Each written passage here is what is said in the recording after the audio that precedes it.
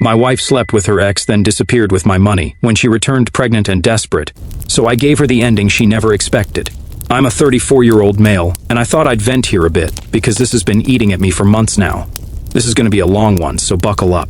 I'm using a throwaway account for obvious reasons, since some people know my main account. So, this whole mess started about 6 months before my wife, a 36-year-old female, dropped the divorce bomb on me. We'd been married for 1 year at that point, together for 4 years total, and honestly, everything was perfect before all this started. She was the sweetest person I'd ever met. Always planning little surprise dates, leaving cute notes in my lunch. Yeah, I know, we were a couple. And being incredibly thoughtful about everything. She'd make me these amazing home-cooked meals when I had rough days at work, remember every little anniversary, even stupid ones like our first movie together, and was just perfect. Everyone used to tell us we were relationship goals. We never even had any real fights, just the normal couple bickering about dumb stuff. I honestly thought everything was solid. We had our little arguments about stupid things, like whose turn it was to do the dishes, or me leaving my socks on the floor, but nothing major. But then, things started getting weird. It was small stuff at first, like how she suddenly got super interested in our finances. I don't mean the normal, hey, we should probably start saving for a house kind of way. No, she started asking really specific questions about all our accounts, our investments, even stuff from before we got married. She'd never shown any interest in that stuff before. I work in finance, so she always just let me handle everything. Here's the thing, she never needed to worry about money. I made sure of that. I wasn't out here blowing cash or keeping secrets. I was grinding, making sure we were comfortable, ensuring she never had to stress over finances. She had access to everything she needed and never had to ask twice for anything. If she wanted something, I made it happen. So why the sudden deep dive into every cent I had? It wasn't like she'd ever cared before. I remember this one night specifically. We were having dinner, and out of nowhere she started asking about my inheritance from my grandparents, like really detailed questions about how it was stored, what it was in, all that stuff. When I asked her why she was suddenly so interested, she just shrugged it off, saying, "Oh, I just think I should know these things. We're married after all." Then she started taking these weird phone calls. She'd be in the kitchen or whatever, the phone would ring, and suddenly she'd walk into another room and close the door. I'm not the jealous type or anything, but it was just different. She never used to do that before when she'd come back. If I asked who it was, she'd always have some vague answer, like, "Oh, just work stuff," or "just catching up with an old friend." The late nights at work started picking up too. She's a project manager at a tech company, so late nights aren't completely unusual, but it went from maybe once a month to 2 to 3 times a week. Here's the thing that really got me. I checked our shared credit card statement, since I always handle the bills, and noticed she wasn't charging dinner on those late nights. So either she was eating the world's longest series of packed lunches, or something wasn't adding up. But the thing that really set off alarm bells? She started obsessively checking our online banking, like multiple times a day. I only noticed because I work at a bank, and our system shows login activity. She'd never checked it more than maybe once a month before, usually just to make sure her paycheck went through. I didn't want to be that paranoid husband, you know, the kind that reads into every little thing and makes mountains out of molehills. But I've worked in finance long enough to know that when someone suddenly gets super interested in money and accounts, something's usually up. It's like when clients start asking weird questions about their accounts. 9 times out of 10, they're planning something. I started paying more attention to other stuff too, like how she'd get really quiet whenever I talked about future plans. We were supposed to go on this big vacation for our 2nd anniversary, and every time I brought it up, she'd change the subject or give really non-committal answers. And don't even get me started on how she reacted when I mentioned maybe starting to try for kids soon. The weirdest part? She started getting really interested in my work schedule, like wanting to know exactly when I'd be home, when I had late meetings, that kind of thing. At first, I thought maybe she was planning some kind of surprise. Our anniversary was coming up. But something about it just felt off. I started keeping a note on my phone of all these little things, not in a creepy way, just dates and basic details. Part of my job is looking for patterns in data, and man, when I looked at that note after a few weeks, the pattern was pretty clear. Something was definitely up. I know some of you are probably reading this thinking, dude, she was obviously cheating. And yeah, maybe that thought crossed my mind, but honestly, my gut was telling me it was something else. The focus on finances, the sudden interest in my schedule and our accounts. It felt more calculated than that. Like one night, she brought it up again over dinner. "Hey, how exactly does your 401k work? Like what happens if something happens to you? Who gets it?" She poked at her pasta like the question was casual. I set my fork down. "Why do you keep asking about this stuff lately?" I tried to keep my tone light, but I could feel my chest tightening. Did I do something? Are you upset about something? She barely looked up. No, I just think we should be more prepared, in case life throws something unexpected our way. Something about the way she said it makes my skin crawl. I actually couldn't ignore my gut anymore, so I decided to do something that still makes me feel kind of guilty, even though it ended up saving my ass. I started quietly protecting myself. Yeah, I know how that sounds, like I was being paranoid or didn't trust my wife. Trust me, I spent many sleepless nights feeling like the worst husband ever for even thinking about this stuff. But here's the thing about working in finance, you see people get screwed over all the time because they didn't protect themselves. I can't count how many times I've had clients come in, devastated because they trusted someone completely and got burned. So I figured, better safe than sorry, right? The first thing I did was document everything, and I mean everything. Every gift we'd ever given each other. We actually exchanged plenty. Every major purchase, every joint account, every investment. I even went through our wedding gifts and made a detailed list. I probably looked like a crazy person with all these spreadsheets, but whatever. Then I did something that honestly felt really sneaky at the time. I opened a separate account at a different bank, not to hide money or anything shady like that, just to have something that was completely mine. I moved my personal inheritance from my grandparents into it, about $50,000, since that was technically separate property anyway. I also started keeping all my receipts and taking photos of expensive stuff we owned. I literally went around the house one day when she was working late and photographed every valuable thing we had, especially the stuff we'd given each other as gifts. It felt like I was doing some weird insurance inventory or something, LOL. The trickiest part was figuring out what to do about our joint investments.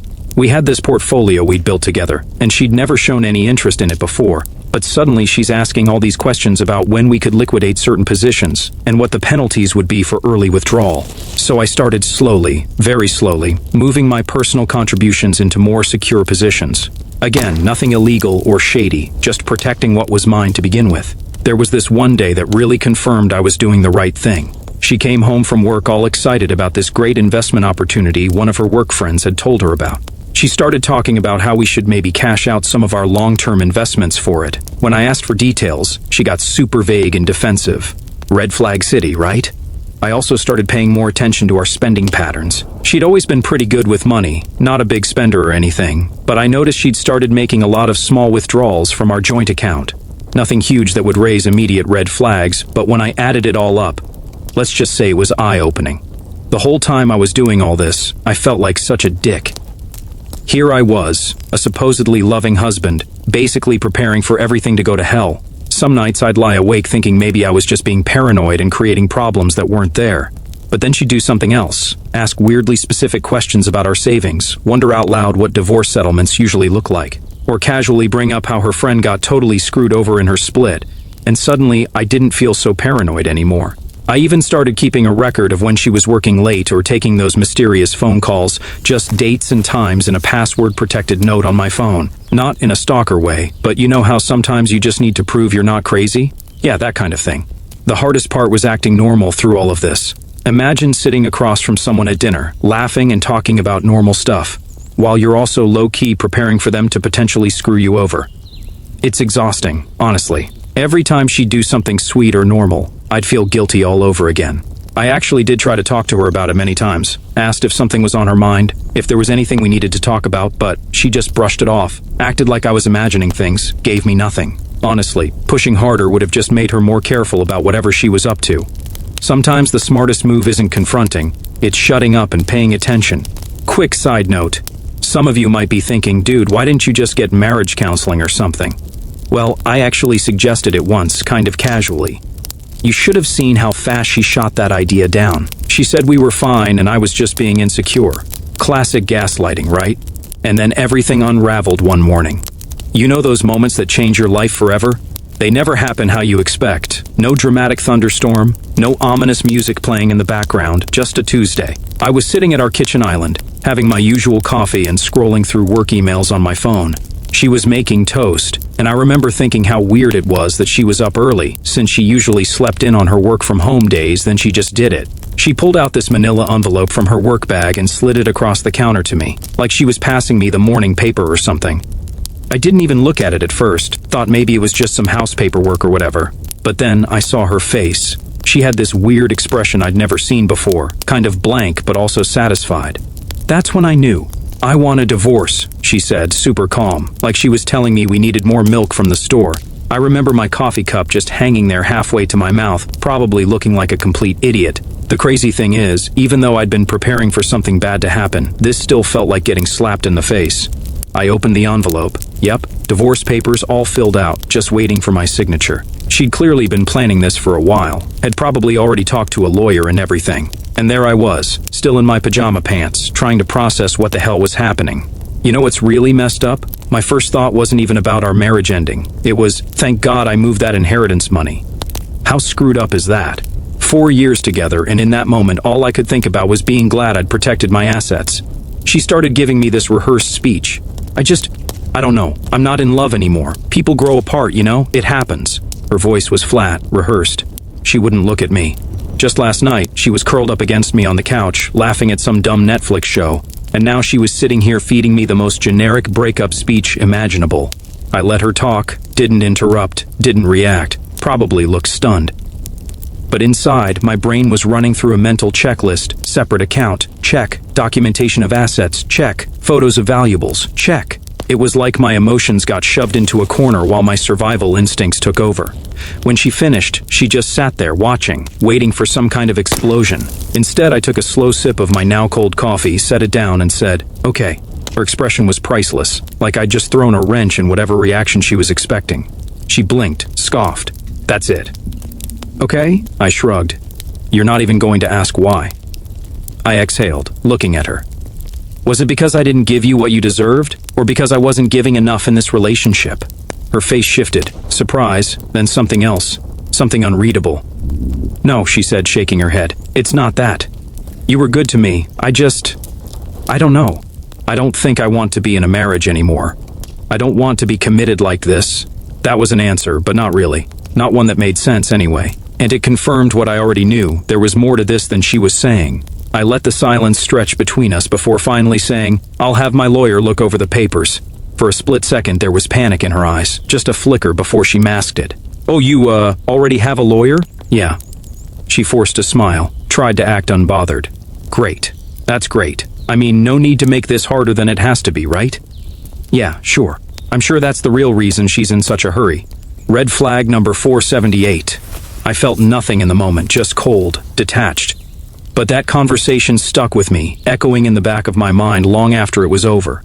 The rest of that morning was surreal. She went to work in her home office while I sat there at the kitchen counter staring at these papers that were basically saying, "Hey, your life as you know it is over." Then I did what any rational person would do. I called in sick to work and started making phone calls. First to my lawyer, thank God I'd already quietly consulted one. Then to my bank to double-check all my accounts. The weirdest part? We still had dinner together that night. Like, who does that? Sits down to eat chicken stir-fry with someone who literally served them divorce papers that morning? But there we were, eating in this super awkward silence, both pretending this was somehow normal. I went to bed that night in our guest room. My choice needed space to think, lying there, looking at the ceiling, trying to figure out what her endgame was. Because this whole thing, the way she did it, something wasn't adding up. The divorce itself went surprisingly smoothly, probably because I didn't contest anything. I mean, what's the point of fighting to keep someone who clearly doesn't want to stay? I kept the house, bought her out, and split our joint accounts. Basic divorce stuff. But then things got weird. Like, really weird. 2 weeks after the settlement was finalized, she just disappeared. And I don't mean, oh, she's not returning my calls disappeared. I mean, poof, gone. Completely off the grid. At first, I didn't even notice because, we were divorced. Why would I keep tabs on her? But then her friends started calling me. Turns out she'd quit her job, just walked in one day, handed in her resignation, and left. No 2 weeks notice, no explanation, nothing. Her boss called me. We'd had dinner with him and his wife a few times, asking if everything was okay. I remember standing in my kitchen thinking, why the hell would I know? We're literally divorced. Her best friend, Kate, called me in tears because apparently my ex had blocked her on everything, not just social media, her phone number, email, everything. And it wasn't just Kate. She'd blocked everyone. Her entire friend group, CO workers, even her yoga instructor, who she'd been going to for like 3 years, reached out to me, trying to figure out what was going on. I started doing some digging. Yeah, I know, probably should have just stayed out of it. Her phone was disconnected. Her social media accounts? All deleted, not just deactivated, full-on deleted. She'd even closed her email accounts. It was like she was trying to erase herself from existence. The really messed up part? Her friends were genuinely worried something had happened to her, like they thought maybe she was in trouble or something. They kept calling me, but I told them I had nothing to do with her anymore. Her brother, who I used to be pretty tight with, wouldn't answer any of my calls. Neither would her parents, which was extra weird because her mom and I got along great. She used to call me her bonus son and everything. But now, radio silence. Obviously, they knew something, but they weren't sharing. About a month into her disappearance, I found out she'd also closed all her local bank accounts. Not transferred, closed. The bank manager, small town, everyone knows everyone, mentioned it casually when I was there dealing with some paperwork. Said she'd come in, closed everything out, and left with a cashier's check. Wouldn't tell them where she was going. The weirdest part of all this? I wasn't even that surprised. Shocked, yeah, but not surprised. It's like all those months of weird behavior had been leading up to this grand finale. The questions about our finances, the late-night phone calls, the sudden interest in my schedule. She'd been setting this up for months. Her friends eventually gave up trying to find her. What else could they do? She clearly didn't want to be found. But man, the theories never stopped. Every time I ran into one of them around town, they'd have some new idea about where she went or what she was doing. I tried to move on with my life. I mean, what else could I do? I had a house to maintain, a job to focus on, a life to live. And I simply forgot her after I thought I had everything figured out. Like around 5 months after the whole vanishing act, I was actually doing pretty good. Started hitting the gym regularly. Yeah, I know, typical divorced guy move. Got a promotion at work and even started dating again. I'll call her Brittany. She's a pediatric nurse at the local children's hospital and, honestly, the complete opposite of my ex. All sunshine and bubbles and pink scrubs with little unicorns on them. We met when I was grabbing coffee at this little place near my office. She literally bumped into me and spilled her strawberry frappuccino all over both of us. Rom-com level meet cute, right? After apologizing like 50 times and insisting on paying for my dry cleaning, which I refused, she gave me her number. We started texting, and it just clicked. So yeah, life was getting good. Brittany and I were officially dating, I was killing it at work, and I was finally sleeping through the night without waking up stressed. Then, boom, guess who shows up at my door at 9 p.m. on a random Thursday? Yep, the ghost herself, my ex-wife. The timing couldn't have been worse. Brittany was over, we were making cookies and watching some Netflix show about baking. I hear this aggressive knocking, and when I open the door, there's my ex, looking like she'd been through hell and back. First thing out of her mouth, whose car is that in the driveway? Not hello, not even, hey, can we talk? Nope. She's fixated on Brittany's white Volkswagen Beetle, complete with a flower vase, yes, really. Parked next to my car. I tell her it's my girlfriend's car, and holy cow, the look on her face. It was like I'd just told her I'd sold our house to a pack of wolves. She goes from looking desperate to straight up furious in about half a second. But here's where it gets really wild. Instead of talking about where she's been for the past 5 months, or why she's suddenly shown up at my door, she starts going off about how fast I moved on. Like, excuse me? You disappeared without a trace after blindsiding me with divorce papers, and you're mad that I'm dating someone?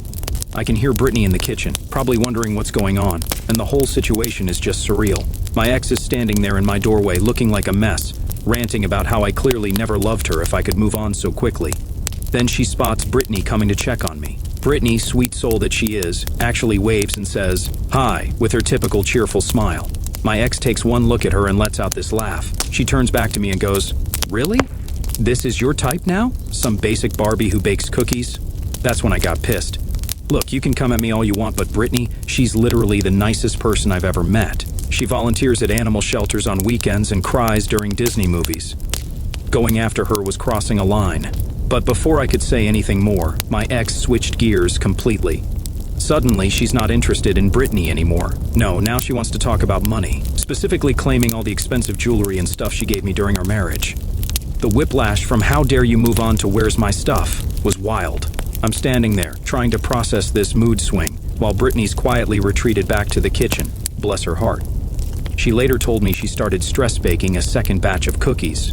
I tell my ex I sold most of it after the divorce and donated the rest to charity, which was true. It was part of my whole fresh start thing. Man, if I thought she was mad before, she completely lost it. Started calling me names, saying I had no right to sell her gifts, demanding I give her the money the whole time she's yelling. I'm just standing there thinking how strange life is. 5 months ago, this woman was my wife. We shared a bed, a life, everything. Now she's a stranger screaming on my doorstep while my new girlfriend stress bakes in the kitchen. I ended up closing the door in her face mid-rant. Probably not the most mature response, but hey, She lost the right to yell at me in my own house when she served me divorce papers over breakfast. I went back to the kitchen. Brittany just looked at me, handed me a warm cookie and said, "So, that was interesting." God, I love how she can make even the most awkward situations better. But something told me this wasn't over. The way my ex had looked when she left. She wasn't done, not by a long shot.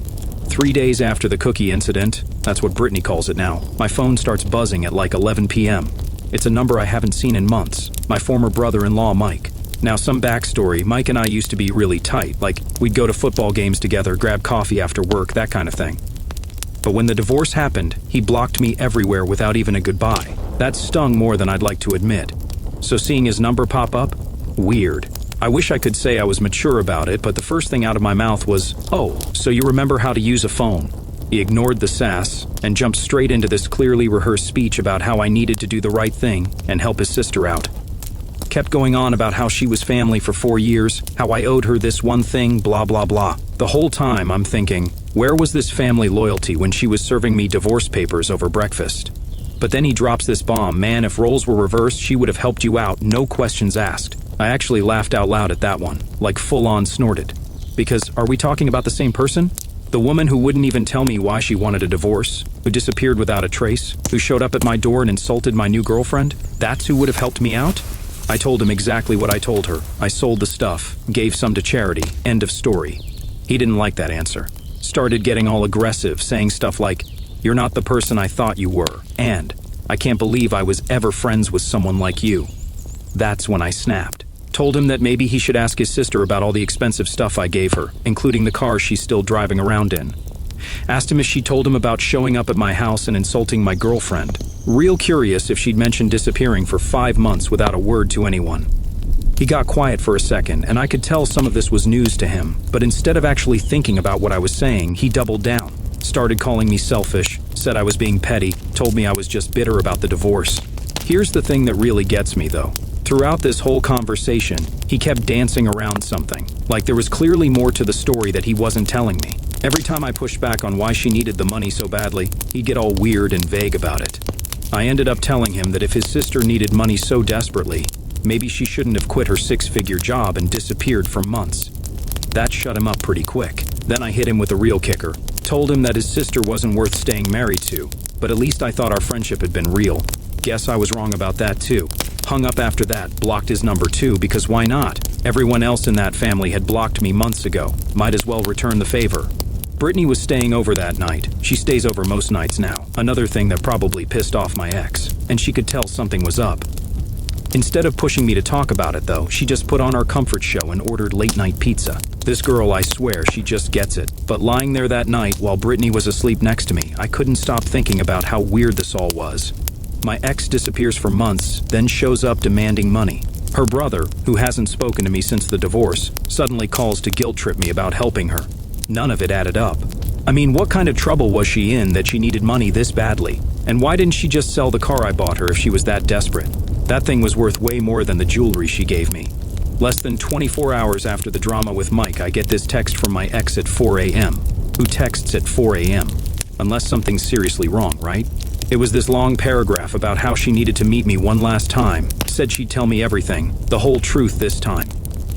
My first instinct was to ignore it. I mean, I was done with the drama. Plus, Brittany and I had plans that day to go to this cute little farmer's market. But something about that text felt different from her usual demanding messages.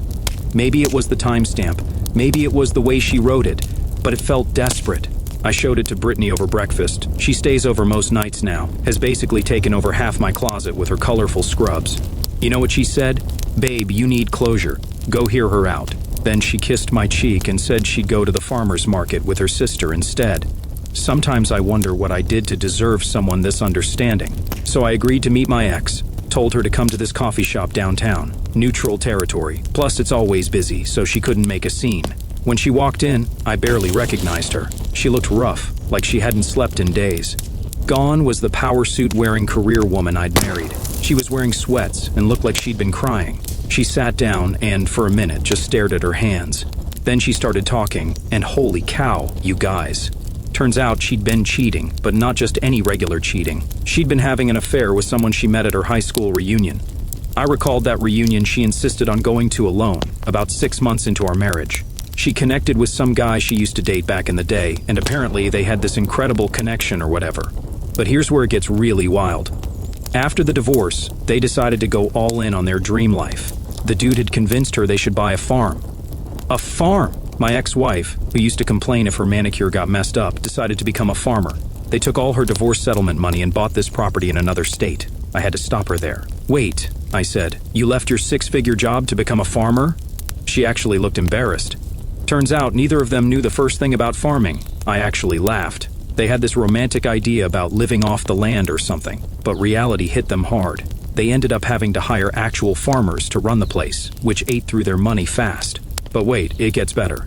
Remember how she was so desperate for money? Well, turns out she's pregnant with Farm Boy's baby. They burned through all their savings trying to keep the farm running, and now they're broke, with a baby on the way. That's why she came back. She needed money for medical bills and baby stuff. I sat there for a good minute just processing all this.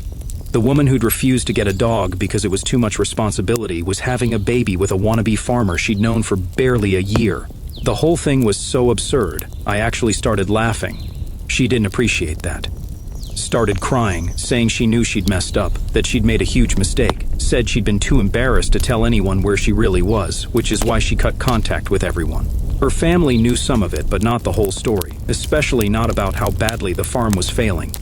Then she hit me with it. She actually asked if I'd consider giving her another chance, said she'd realized what a mistake she'd made, that farm boy wasn't who she thought he was, that she missed our life together. I looked at her, sitting there crying in a coffee shop, pregnant with another man's baby, asking me to take her back, and felt nothing. Actually, that's not true. I felt grateful that she'd served me those divorce papers, grateful that she'd shown her true colors, grateful for every red flag that had made me protect myself financially. Most of all, I felt grateful for Brittany, sweet, kind, drama-free Brittany, who was probably at the farmer's market right now, texting me pictures of puppies she saw and buying way too many succulents. I told my ex exactly that. Told her that her poor life choices weren't my problem anymore, that she gave up any right to my help when she cheated, when she lied, when she tried to manipulate me. The look on her face when I mentioned the cheating? Priceless. Guess she didn't think I'd figured that part out. She tried to argue, started saying something about how we'd been together for 4 years, how she still cared about me. I cut her off, told her I had to go. I needed to go buy some succulents for my girlfriend. Walking out of that coffee shop, I felt lighter somehow, like the last piece of a puzzle had finally fallen into place. Everything made sense now, the weird behavior before the divorce, the quick disappearance, the desperate return. But something told me this still wasn't over. My ex isn't the type to just accept defeat and walk away. Called it. She wasn't done. 2 days after our coffee shop chat, she showed up at my house again. This time, Brittany wasn't there. Night shift at the hospital, which was probably for the best considering what went down. My ex was in full meltdown mode, started banging on my door at midnight, yelling about how I owed her, how I was being selfish, how I had no right to judge her life choices. The neighbors probably got quite a show. I opened the door, mostly to stop the banging, and she just barged in, still ranting. That's when I'd had enough. 4 years together, and I'd never raised my voice at her, but this time, I lost it. Told her exactly what I thought about her cheating, about her running off to play farmer with her high school sweetheart, about her showing up here demanding money like she was entitled to it. Reminded her that she was the one who wanted the divorce, she was the one who disappeared, and she was the one who made her bed. Now she could lie in it. She tried to pull the pregnancy card again, started crying about medical bills and baby expenses. I just laughed and told her maybe she should sell that car I bought her. You know, the one she conveniently forgot about when asking for her gifts back. That's when she went nuclear. Started calling me every name in the book, said I was heartless, said she'd make me regret this. I grabbed my phone and told her if she didn't leave immediately, I was calling the cops. She thought I was bluffing. I wasn't. Started dialing right in front of her. You should have seen how fast she changed her tune when she heard the first ring. As she was leaving, more like storming out, she turned around and said something that actually made me laugh. I hope you and Barbie are very happy together. I just smiled and said, we are. Slammed the door, blocked her number. Then I texted Brittany, who was on her break, about what happened. Her response? Want me to bring home donuts after my shift? Sugar makes everything better. And you know what? She was right. Not just about the donuts, but about everything being better. Better than it ever was with my ex. Sometimes the best revenge isn't getting even, it's getting happy.